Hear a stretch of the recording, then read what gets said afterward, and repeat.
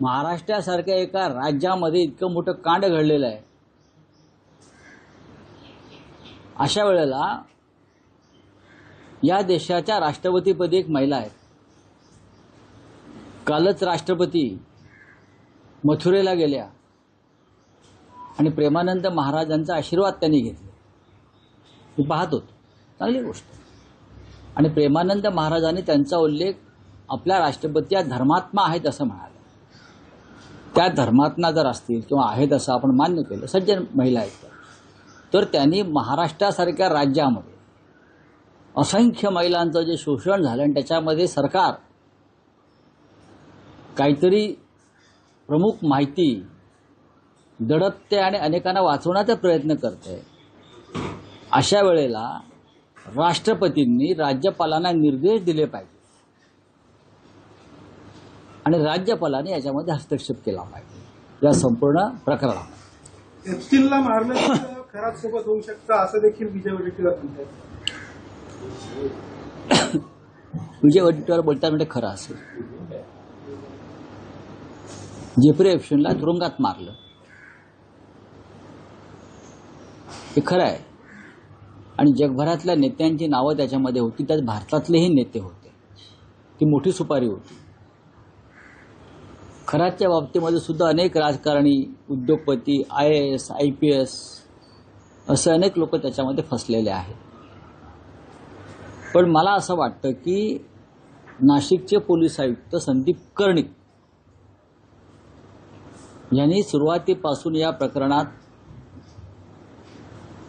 तपासाची जी दिशा पकडली आणि त्या खरात बाबाला अक्षरशः मोडून काढला. आपण बघितलं असेल मोडलेला चालताना तो. त्याच्यामुळे तुरुंगात सुद्धा, जेलमध्ये सुद्धा त्याची विशेष काळजी घेतली जाईल. तुरुंगात त्याच्यावरती हल्ला होणं किंवा त्याला मारणं हे सरकारला परवडणारं नाहीये असं विजय वडेट्टीवार म्हणतात. म्हणजे विजय वडेट्टीवारांच्याकडे माहिती असेल त्या संदर्भात. ते विरोधी पक्ष नेते होते, ज्येष्ठ नेते काँग्रेस पक्षाचे आहेत. त्यांच्याकडे माहिती असल्याशिवाय ते बोलणार नाही. या प्रकरणाची एकंदर व्याप्ती, या सगळ्या प्रकरणात आलेली मोठी नावं, तुम्ही उपमुख्यमंत्री एकनाथ शिंदेची चौकशी व्हावं असं देखील म्हटलं होतं. या सगळ्या गोष्टींच्या पार्श्वभूमीवरती खरातच्या सुरक्षेसंदर्भात काही उपाययोजना केल्या पाहिजे असं वाटतं. खरात म्हणजे काय राष्ट्रपती आहे का? तुम्ही जीवाला धोका असल्याचं म्हटलं. खरात म्हणजे राष्ट्रपती नाही ना.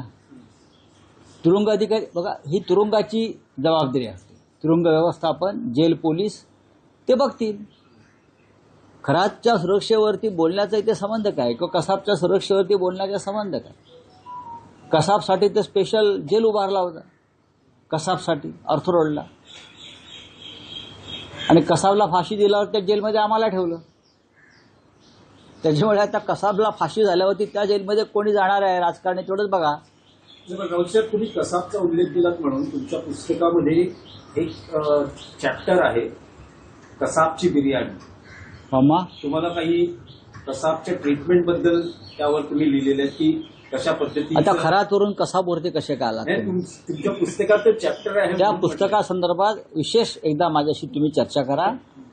मी तुम्हाला अनेक धक्कादायक गोष्टी सांगेन तुरुंगातल्या. त्याच्यावरती परवा दिल्लीमध्ये व्यासपीठावर चर्चा झाली. त्याच्यामध्ये केजरीवाल साहेब होते आमचे, कपिल सिब्बल साहेब, संजय सिंग, डेरेक ओब्रॉन असे अनेक लोक त्याच्यात होते चर्चेला. आणि त्यांनी तुरुंगातले आपले अनुभव सांगितले. मुंबई परिसरामध्ये एक अत्यंत महत्वाचा विषय आहे. सध्या महाराष्ट्राच्या राजकारणात शनिवारी मध्यरात्री झालेली एक बर्थडे पार्टी चर्चेचा विषय ठरली.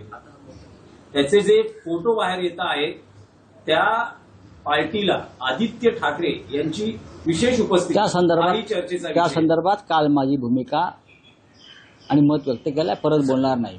सेंट्रल फोर्सेसच्या संदर्भात जे एक विधेयक येते त्या संदर्भात तुम्ही खूप महत्वाचं विधान केलं.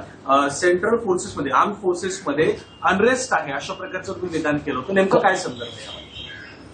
सेंट्रल आर्म पोलीस फोर्स, त्याच्यामध्ये CISF येतं,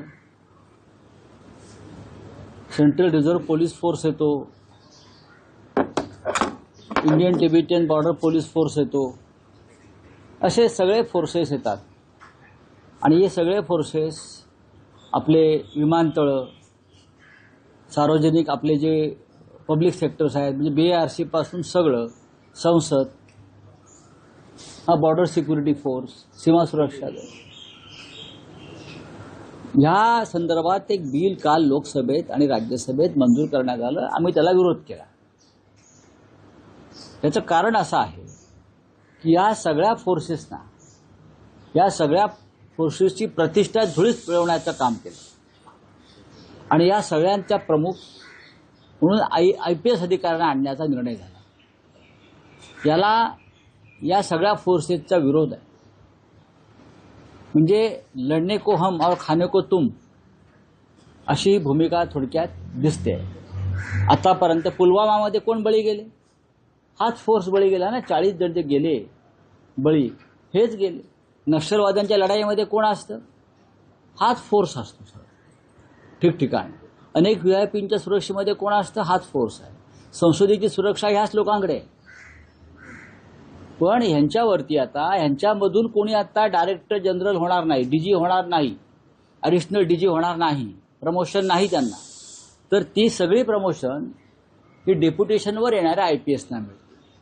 याच्यामध्ये त्या फोर्समध्ये असंतोष आहे. हा डिसिप्लिन फोर्स आहे, हा सशस्त्र फोर्स आहे.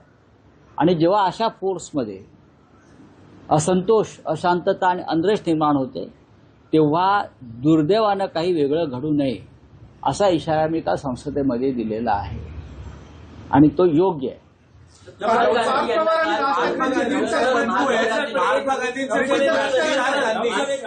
मुंबई विद्यापीठामध्ये की अमेरिकेची जनता ही ट्रम्प यांच्या विरोधात रस्त्यावर उतरलेली आहे. जे ट्रम्प आपल्या मोदींचे मित्र आहेत, ज्या या युद्धामध्ये आपल्या देशानं अमेरिकेच्या बाजूने, इस्रायलच्या बाजूने भूमिका घेतली, त्या ट्रम्पच्या विरोधात जनता रस्त्यावर उतरली. सगळ्या सांगतो, प्रेसिडेंट ट्रम्पला कोणी मित्र नाही. प्रेसिडेंट ट्रम्पने सगळे गुलाम नेमलेले आहेत. मांडलिक प्रेसिडेंट ट्रम्पला कोणीही मित्र नाही. प्रेसिडेंट ट्रम्प गुलामांना नियुक्त करतो अनेक देशांमध्ये. अमेरिकेची जनता रस्त्यावर उतरली असेल तर त्या जनतेचं अभिनंदन केलं पाहिजे, त्यांच्या साहसाबद्दल, त्यांच्या धाडसाबद्दल, त्यांच्या मर्दानगीबद्दल. आणि भारतामध्ये भारतीय जनता पक्षानं जनतेला जी धर्माच्या अफूची गोळी देऊन बधीर केलेलं आहे, त्या बधिरतेतून जनतेनं बाहेर यावं. आणि इथे सुद्धा त्याच प्रकारची मनमानी, झुंडशाही सुरू आहे. लोकशाही खतम करण्याचे प्रयत्न सुरू आहे. हे उघड्या डोळ्याने पाहावं आणि जागरूक व्हावं. रस्त्यावरती याआधीसुद्धा उतरून जनतेनं क्रांती केलेली आहे. मग स्वातंत्र्य चळवळ असेल, महाराष्ट्रातला संयुक्त महाराष्ट्राचा लढा असेल, जयप्रकाश नारायण यांच्या नेतृत्वाखालची दुसऱ्या स्वातंत्र्याची लढाई असेल, आणीबाणीच्या काळात उतरले. पण गेल्या 10 वर्षामध्ये जनतेला नामर्द करण्याचं काम भाजपनं आणि त्यांच्या नेतृत्वानं केलेलं आहे, शंड केले. चला, थँक्यू. महात्मा गांधींचे पंतू सर, बोलिए. महात्मा गांधींचे पंतू हाँ बोलिए आप. ट्रम्प के खिलाफ उन्हीं के लोग रस्ते पे उतरे, उनका विरोध कर रहे हैं, उसका क्या कहना है?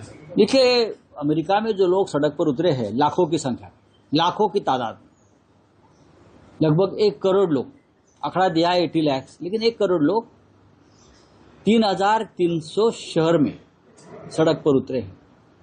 लगभग 50 राज्यों में सड़क पर उतरे हैं. क्यों?